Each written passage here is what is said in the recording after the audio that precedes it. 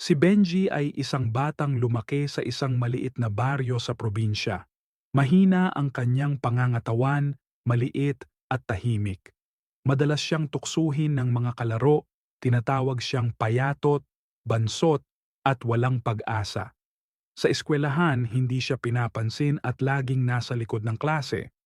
Minsan, kahit mga guro ay iniisip na wala siyang mararating. Ngunit sa likod ng mga pangungutya, may tinatagong pangarap si Benji, ang makaahon sa kahirapan at patunayan na kaya rin niyang magtagumpay.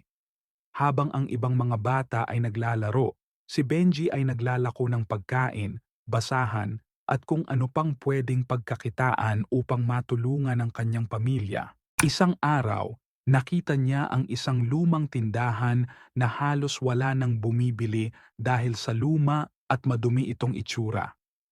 Napansin ni Benji na may potensyal ang tindahan kung bibigyan lamang ng pansin.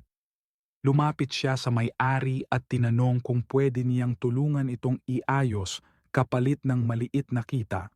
Pumayag ang may-ari at doon nagsimula ang pagbabago sa buhay ni Benji. Araw-araw, maagang nagbubukas si Benji ng tindahan. Naglinis siya, inayos ang mga paninda, at nagdagdag ng mga produkto na palaging hinahanap ng mga mamimili. Sa kanyang sipag at tiyaga, dumami ang parokyano ng tindahan. Nakilala si Benji bilang batang masipag at madiskarte. Nakikita ng mga tao ang kanyang determinasyon at dahil dito, unti-unti niyang nakuha ang respeto ng kanilang baryo.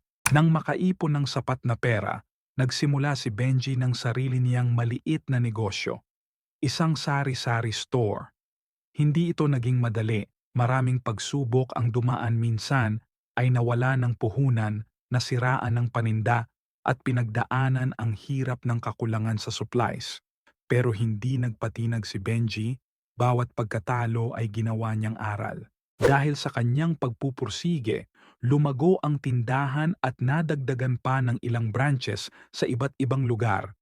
Lumawak ang kanyang negosyo hanggang sa siya ay maging isa sa mga pinakakilalang negosyante sa kanilang bayan. Ang batang dating hinahamak ay ngayon isa ng matagumpay na negosyante na pinupuri ng marami. Hindi nakalimutan ni Benji ang kanyang pinagmulan. Nagtayo siya ng scholarship program para sa mga batang kapos-palad at sinigurado niyang makakatulong ang kanyang mga negosyo sa komunidad. Sa tuwing may mga batang tulad niya dati na gustong magsimula, lagi niyang sinasabi, walang imposible sa sipag at tiyaga. Ang bawat pangarap ay kayang abutin, basta huwag kang susuko. Ngayon, si Benji ay isang inspirasyon. Patunay na hindi sukatan ang panlabas na anyo o ang sinasabi ng iba. Ang tagumpay ay para sa mga taong handang magsikap, magsakripisyo at huwag sumuko kahit pa ilang beses silang mabigo.